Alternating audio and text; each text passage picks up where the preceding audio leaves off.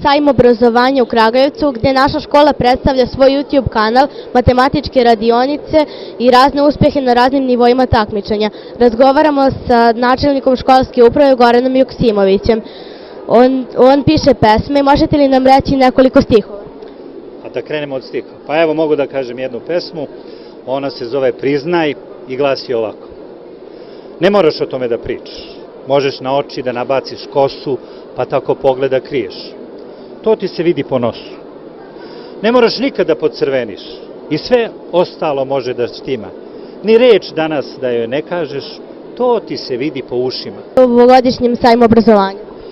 Prvo moram da vam se zahvalim na pozivu, da pohvalim rad vaše sekcije i ovaj vaš štand i da kažem evo da se iz toga vidi da je stvarno sajam jedna jedinstvena prilika da škole pokažu koje su njihovi najveći uspesi, da pokažu deo onoga što su ostvarili svih ovih godina ili ove školske godine i posebna je vrednost sajma u tome što vi kao učesnici sajma možete da odete i do drugih škola i da se upoznate sa njihovim postignućima i da na taj način dobijete inspiraciju da unapređujete svoj rad. A posebno za ove starije bitno sad da vide koje srednje škole mogu da se upišu, na koje fakultete mogu da se upišu, šta će to da bude njihov budući poziv ili njihov život. Dakle, sajam, ako hoćemo, je jedna mnogo lepa manifestacija koja pruža priliku svima da uči i da se divi. Hvala vam na razgovoru. U sportskoj hali Jezera u Kragujevcu, gde se održava opštinsko takmičenje u streljaštvu. Sada pričamo sa Milicom, koja je đak prve kragujevačke gimnazije. Milice, koji su tvoji najveći uspesi? Ja se streljaštvom bavim 3 godine i za vrlo kratko vrijeme sam postala prvak države u kadetskoj konkurenciji.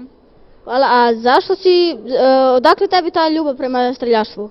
Pa kada sam bila mala, otac mi je išao u vojsku i stalno je pričao mom bratu o oružju i o vojsci i ta neka ljubav je prešla na mene. Dora je inače jako uspešna u streljaštvu i ako možeš nešto nam reći o tvom uspehu? Ovako, ja sam prošle godine bila prvak države u kategoriji mlađih juniorki. Osvojila sam razne medalje na takmičenjima međunarodnim, na raznim državnim takmičenjima sam osvojila razne titule, imam dosta medalja, oko 70 i nadam se novim medaljama i olimpijadi, naravno.